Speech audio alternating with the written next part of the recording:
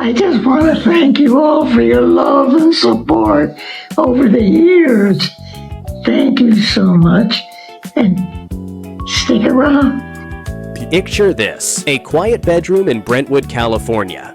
The woman in the bed is 99 years old, her white hair a little wild against the pillow. Her face instantly familiar to half the planet. Around her, people are whispering about her upcoming 100th birthday special, the tributes, the magazine covers, the TV event that is already filmed and waiting. Nobody in that room knows they are living through the last few minutes of Betty White's life. Nobody knows she will never see that big 100th birthday party the world is planning for her. But one friend will later share a tiny detail that makes fans around the world stop in their tracks. In those final moments, they say, Betty White does not reach for a prayer. She reaches for a name.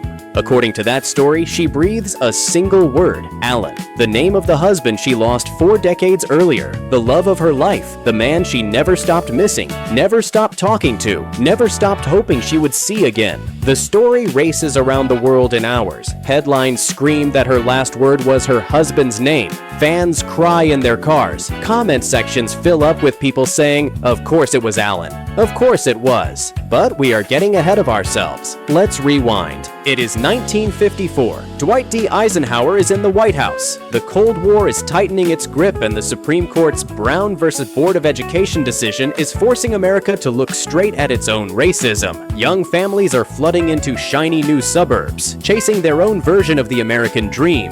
TV dinners are sliding into freezers, a gallon of gas costs pocket change, and drive-in theaters are packed every weekend. Hollywood is still reeling from the blacklist and the slow collapse of the old studio system. And television, this strange, flickering new box in the living room, is starting to pull power away from the movie moguls. Right in the middle of all that, a 31-year-old Betty White is about to seriously tick off half the South. Surprising truth. Number 1. She risked her entire network show to stand up against Jim Crow racism. Picture this. You are a young woman with your own national TV show in the early days of television. That alone is a miracle. On The Betty White Show, you have made a bold choice. A black tap dancer named Arthur Duncan is a regular week after week, at a time when most shows will not let black performers anywhere near the main stage. Then the phone calls and letters start. Southern stations complain. Some threaten to pull the show entirely if you do not get rid of that colored boy. Advertisers get nervous. Network executives start passing along the message. This is 1954. Jim Crow is still the law of the land in huge parts of the country. Betty listens. She hears them out. And then she gives the answer that will follow her for the rest of her life. I am sorry. He stays. Live with it. She does not hedge. She does not quietly push him into the background. She actually gives Arthur Duncan more airtime after the complaints start. Here is the kicker. Arthur himself has no idea any of this is happening. Decades later, he will find out from interviews and documentaries that while he was dancing his heart out, Betty White was taking all the heat for him. Behind the scenes, the show gets bounced around the schedule. Sponsors get skittish. By the end of 1954, The Betty White Show is off the air. One of the shortest run programs ever to snag a Daytime Emmy nomination. You cannot prove in a court of law that her stand for Arthur Duncan killed the show, but the timing, the pressure, the way she simply refused to budge, that is not nothing. She is 31 years old, in a man's industry, and she is already deciding that her conscience is worth more than a time slot. But that act of defiance would not even be her most hardcore test of loyalty. Surprising truth number 2. Before she was a golden girl, she drove a war truck through the Hollywood Hills. Imagine this. It is the early 1940s. Los Angeles is a war town now.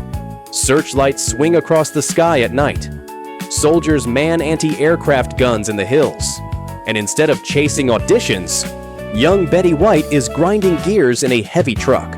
After the United States enters World War II, she signs up with the American Women's Voluntary Services. Her assignment, drive a PX truck, basically a rolling store, loaded with soap, toothpaste, candy, and cigarettes up into the Hollywood and Santa Monica Hills to gun emplacements. These are kids only a few years younger than she is, sitting on top of those hills waiting for an attack that, thank God, never comes. By day, she is wrestling that truck up steep, dusty roads, delivering supplies to the outfits scattered along the ridges. At night, she cleans up, heads to recreation centers in the valley, and dances with the same boys who might be shipping out in a week. She plays cards, listens to their stories, tries to make them forget for a few hours where they might be going.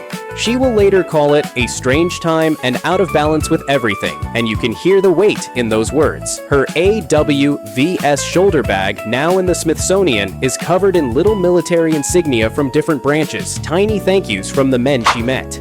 Step back for a second. Betty had already started sniffing around show business in the late 1930s. She could have kept chasing modeling jobs and radio gigs. Instead, she puts it all on hold to drive a war truck and dance with scared teenagers about to risk their lives. But wait, it gets even more surprising. Once the war is over, she does not just go back to acting. She quietly rewrites what women are allowed to do in television. Surprising truth number 3. She was widely credited as the first woman in America to produce a sitcom. In the early 1950s, most women on TV were lucky to be given a script and told where to stand. Betty White looks at that setup and basically says, "No thanks.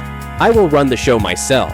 At 28, still living with her parents, she co-founds Bandy Productions with writer George Tibbles and producer Don Feddersen. They name it after her dog Bandit. Out of that tiny company comes Life with Elizabeth, a sitcom built from sketches she had been doing on her live talk show Hollywood on television. She plays Elizabeth, a mischievous wife, always getting into incidents with her husband Alvin. But the important part is not the character, it is the credits. Betty is co-creator, star, and producer. She owns a chunk of the show. She calls creative shots. She even uses her position to hire a female director, Betty Turbeville, in a field where almost everyone behind the camera is a man. Sources today widely credit her as the first woman in the United States to produce a sitcom. The show starts live on a local station, wins her a Los Angeles Emmy, then gets nationally syndicated. Suddenly, this young woman who was just delivering PX supplies a few years ago is proving that a woman can build, own, and run a sitcom from the ground up. Think about the ripple effect. Every woman who has ever had producer after her name on a comedy series owes at least a little something to the girl from Los Angeles who named her company after her dog and dared to say, "I can do this myself." Now here is what nobody talks about. While she was breaking ground behind the scenes, she was also blowing up one of the biggest expectations placed on women at the time, that they would sacrifice everything, including their own dreams, for a husband and kids. Surprising truth number 4. She chose career over marriage and motherhood without apology. Back then, the script for women was simple. Get married. Have kids. Support your husband. If you had a job, it was something you gave up the second the ring went on. Betty White reads that script and basically throws it in the trash. In 1947, she marries Lane Allen, a Hollywood talent agent. For a while, it is fine. They have a couple of very good years, she will later say. But then the real issue surfaces. He wants her to quit show business, to come home, to be a traditional wife and mother. Betty does not waffle. She does not take a break to see how it feels. She divorces him in 1949 and never pretends it was anything but a choice.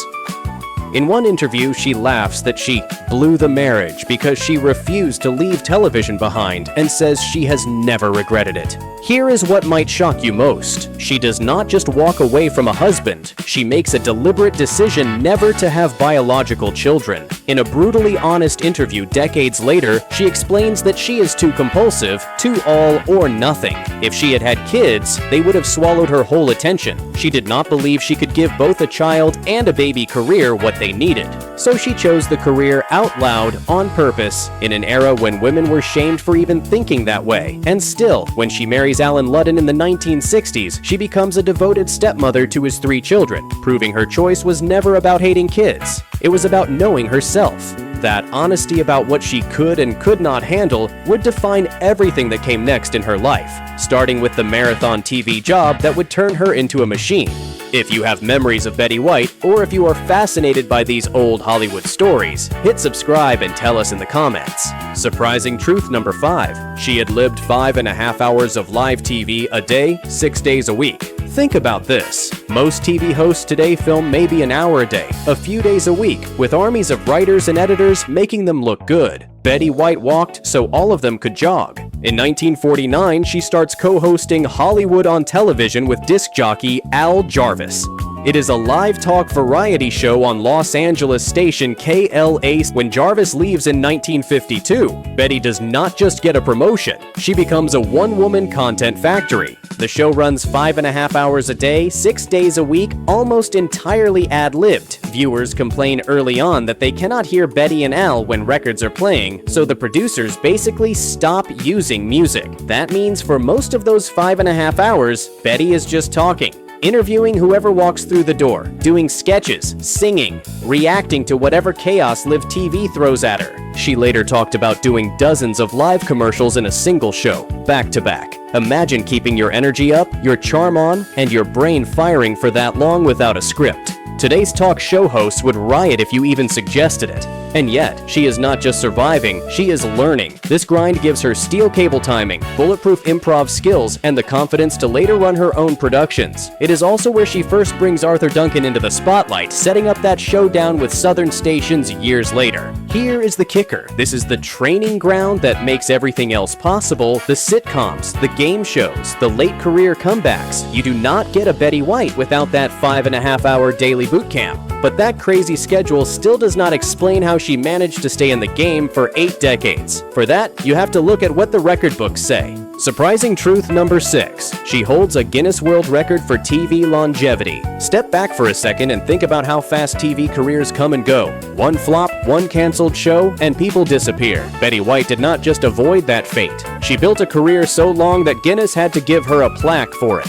Her first television appearance comes in 1939, when she and a classmate sing and dance in an experimental broadcast of The Merry Widow. Television is barely even a thing. Most people do not own a set. She will still be on TV more than 80 years later. In 2013, Guinness World Records officially names her the holder of the longest TV career for an entertainer, female, documenting 74 years of work at that point. On top of that, Emmy historians point out that she holds the record for one of the longest spans between performance nominations, starting in the early 1950s and stretching all the way into the 2010s. Across those decades, she scoops up multiple primetime Emmys, daytime Emmys including a Lifetime Achievement Award, 3 SAG Awards, a Grammy, a Television Hall of Fame induction, and a star on the Hollywood Walk of Fame. Other entertainers have had long careers. Very few have stayed that visible, that beloved, and that decorated for that long. Here is the kicker. By the time a lot of people her age were slowing down, Betty was gearing up for some of her toughest, most principled choices yet, including one that meant saying no to Jack Nicholson. But wait, it gets even more intense. Because when a script asked her to betray her beliefs about animals, she walked away from a potential Oscar-level hit without blinking. Surprising truth number 7. She walked away from a Jack Nicholson Oscar winner over a dog scene. Picture this. You are offered a role in a James L. Brooks movie starring Jack Nicholson and Helen Hunt. The script is sharp, the director is legendary. Most actors would crawl over broken glass for this chance. The movie is as good as it gets. Betty reads the script. She hits one particular scene and stops. Nicholson's character, in a burst of cruelty, takes his neighbor's tiny dog and drops it down a garbage chute. The dog survives. In real life, the animal on set is protected and safe, but Betty only sees one thing: kids and unstable people watching this and thinking it is funny to copy.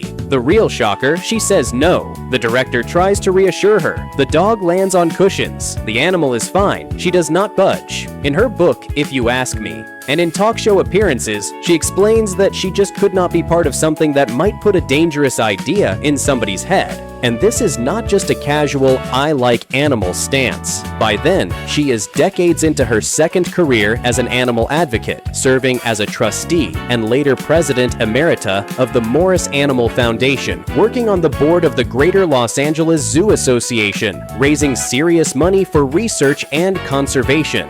As Good as It Gets goes on to make hundreds of millions and wins Oscars. Betty misses out on being part of a film everyone will talk about for years. She still does not regret it for a second. That kind of stubborn, values-first streak did not just show up when animals were involved. It also showed up on that set in Miami, where TV's favorite foursome was quietly at war. Surprising truth number 8. Her Golden Girls. Co-star allegedly called her the C word repeatedly. Now here is what nobody talks about. We all remember the cheesecake, the shoulder pads, the Miami kitchen where 4 older women talked through life and love.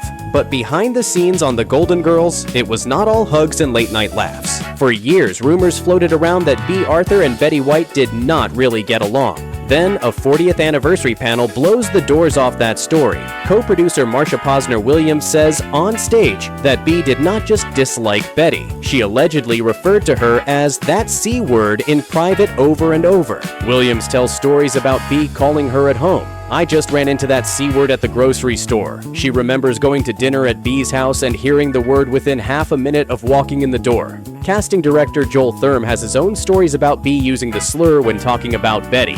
And yet, when the red lights went on, you would never know. Williams says there were no more professional people than those women once the cameras rolled, but as soon as they went off, those two could not warm up to each other if they were cremated together. Why the hostility? Some say B resented the way Betty played to the studio audience between takes, chatting and joking when B wanted to stay in character. Others point to the applause. When the ladies were introduced, Betty often got the biggest reaction, and that might have stung. Betty stayed gracious in public. She admitted B was not that fond of her, and that her own relentlessly sunny attitude probably drove B nuts sometimes. Still, the tension mattered. When it came time to decide on an 8th season, Betty, Rue McClanahan, and Estelle Getty were ready to keep going. B said no, Dorothy checked out, and the show ended. But that chilly relationship makes one next fact even more wild. Betty was not supposed to play the sweet, confused Rose at all. Surprising truth number 9. She was supposed to play Blanche, not Rose. Think about the version of history we almost got. The original casting plan for The Golden Girls had Betty White slotted in as Blanche Devereaux, the sexy Southern man-eater, and Rue McClanahan as Rose, the sweet, slightly scattered Minnesotan. On paper, it made perfect sense. Betty had just broken out playing Sue Ann Nivens on The Mary Tyler Moore Show, a sugary TV homemaker who was secretly predatory and wildly flirtatious. Blanche would have been an easy repeat. Rue had played the kind, flustered Vivian on Maude, which felt like a warm-up for Rose. Then, director Jay Sandrich looked at the casting and thought, nope. He pushed for them to switch roles. Betty says when she got the call that they wanted her to play Rose instead, she was heartbroken. She understood Dorothy. She understood Sophia. Blanche was clear as day. But Rose. She had no idea who Rose was supposed to be. Sandrich gives her the key.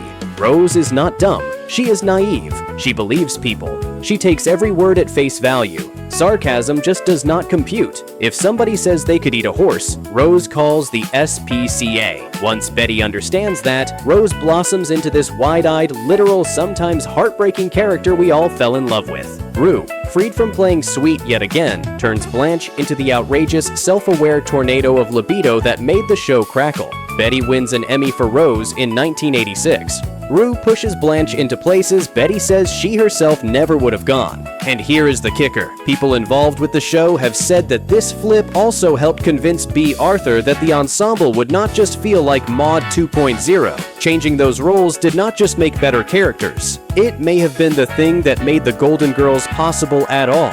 But all that professional magic still does not touch the most intimate piece of Betty White's story. The way her life began and ended with the same man's name on her lips. Surprising truth number 10. She may have died saying her late husband's name 40 years after his death. Want to know the craziest part? For all the career milestones, awards, and comebacks, the detail people cling to most is about one simple word. White meets Alan Ludden in 1961 on his game show Password. He is widowed, charming, and absolutely smitten. He proposes. She says no. He tries again. Still no. Finally, he starts wearing the engagement ring on a chain around his neck, waiting her out. On Easter Sunday, he sends her a stuffed white bunny with ruby, diamond, and sapphire earrings. This time, she says yes. They marry in 1963. They joke. They work together. They build a life. 18 years later, in 1981, stomach cancer takes him. Betty is devastated. She never remarries. When people ask why, she shrugs and says, "Once you have had the best, who needs the rest?" Years later, on Inside the Actor's Studio, James Lipton asks what she hopes God will say when she arrives at the pearly gates. She does not hesitate. "Come on in, Betty. Here is Alan." That is the vision she carries around in her head. Then, In 2021, just days before her 100th birthday, she is gone. Her agent says she died peacefully in her sleep after a stroke. That could have been the end of it. But friend and fellow comedian Vicki Lawrence later says that Carol Burnett texted her with one detail from Betty's assistant. The last word Betty spoke was Alan. Is it provable? No. It is a story passed from friend to friend. Official records say nothing about final words, but the image of it feels so true to who she was that fans all over the world immediately believe it. After 40 years without him, Betty White's life story ends in the way she always hoped it would, reaching for Alan Ludden one more time. Which of these surprising facts about Betty White shocked you most? Was it her refusing to drop Arthur Duncan and risking her show in 1954? Her divorcing Lane Allen and openly choosing her career over motherhood? Her walking away from As Good as It Gets because of that dog scene? Or the story that her very last word might have been Alan after 40 years without him?